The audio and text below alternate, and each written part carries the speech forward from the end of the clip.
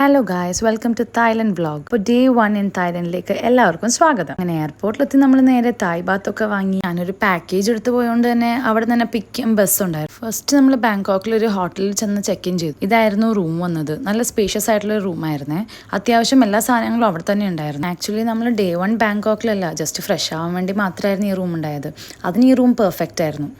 നല്ല വിശപ്പുണ്ടായതുകൊണ്ട് നമ്മൾ നേരെ ഫുഡ് കഴിക്കാൻ പോയി. കിട്ടിയതൊക്കെ വാരി എടുത്ത് കഴിച്ച് നേരെ റൂമിൽ ചെന്ന് നമ്മൾ ചേഞ്ച് ആക്കാനുള്ള പരിപാടി തുടങ്ങി. അപ്പോൾ ഇതായിരുന്നു നമ്മുടെ ഡേ 1 ഔട്ട്ഫിറ്റ്. ഒരു ബ്ലൂ ആൻഡ് വൈറ്റ് സ്ട്രൈപ്സ് വന്നിട്ടുള്ള ഒരു ജംപ് സ്യൂട്ടായിരുന്നേ.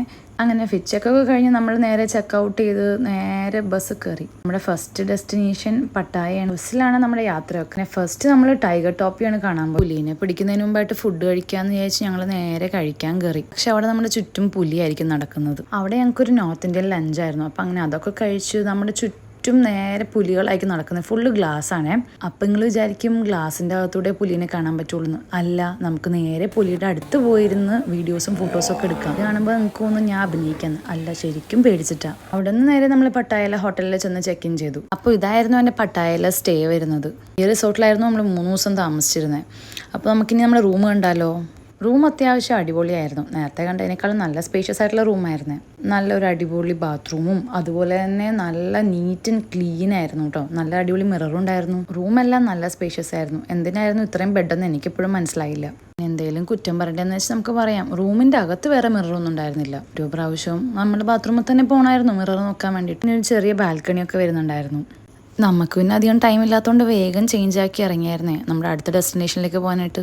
ഇത് ലിഫ്റ്റിൽ നിന്ന് ഞങ്ങളുടെ 2 കൊറിയൻ കുട്ടികളായിരുന്നു. അവർ സ്വിം ചെയ്യാൻ വേണ്ടിയിട്ടുള്ള ഡ്രസ്സൊക്കെ ഇട്ട് പോകുമായിരുന്നു. ഈ പാക്കേജ് എടുത്ത് പോകാനുള്ള ഗുണം എന്താണെന്ന് വെച്ചാലേ നമ്മളിതിന് ഒന്നും അറിയണ്ട, സുഖമായിട്ട് അങ്ങ് പോയാൽ മതി. പിക്കപ്പിനും ഡ്രോപ്പിനും ഒക്കെ ആളുണ്ടായിരുന്നു. അവിടെ നിന്ന് പിന്നെ നേരെ ആർട്ട് ഇൻ പാരഡൈസ് എന്ന് പറഞ്ഞൊരു മ്യൂസിയത്തിലേക്കാണ് പോയത്. കുറേ 3D പെയിന്റിങ്സ് ഒക്കെ ആയിട്ട് നൈസായിരുന്നു. അപ്പോഴേക്കും രാത്രിയായി. പിന്നെ നേരെ ഡിന്നർ കഴിക്കാൻ പോയി. ഡിന്നർ എന്നതെല്ലാം നമുക്ക് നോർത്ത് ഇന്ത്യൻ ഫുഡ്സ് ആയിരുന്നേ. അപ്പോൾ നല്ല അടിപൊളി ഒരു നോർത്ത് ഇന്ത്യൻ ഒരു റെസ്റ്റോറൻറ്റിലാണ് നമ്മൾ ഡിന്നർ കഴിക്കാൻ പോയത്. അവിടെ കുറേ ഡിഷസ് ഉണ്ടായെങ്കിലും നമ്മൾ എന്തൊക്കെയോ വാരി വലിച്ചെടുത്തു. പാനിപ്പൂരി പിന്നെ മെയിൻ ആണല്ലോ. അങ്ങനെ അതും കഴിച്ച് നേരെ വയറൊക്കെ പൊട്ടാനായി അവിടെ ഇരുന്നു. തായ്ലൻഡ് വരെ വന്നിട്ട് രാത്രി ഒരു നൈറ്റ് വാക്കിന് പോയില്ലെങ്കിൽ അത് ശരിയല്ലല്ലോ. ഇവിടെ എവിടെ നോക്കിയാലും മസാജാണ്. വേറെ എവിടേക്കല്ല നടന്നു പോയത്. ടെർമിനൽ 21 എന്ന് പറഞ്ഞ മോളിലേക്കായിരുന്നു.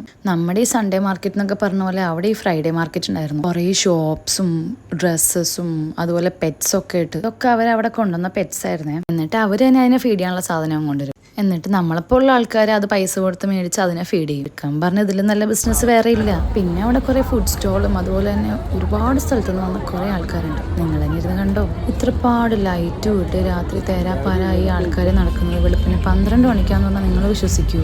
ഇപ്പോഴും അവിടെ തകൃതിയായിട്ടുള്ള കച്ചവടം നടക്കുമായിരുന്നു. അവിടെ നിന്ന് കുറേ ക്യൂട്ടായിട്ടുള്ള പിൻട്രസ്റ്റി ഐറ്റംസ് ഒക്കെ കണ്ടിട്ടോ. കുറേ ടോയ്സും അതുപോലെ ഷോ പീസസും ഡ്രസ്സസും ഒക്കെ കണ്ടു.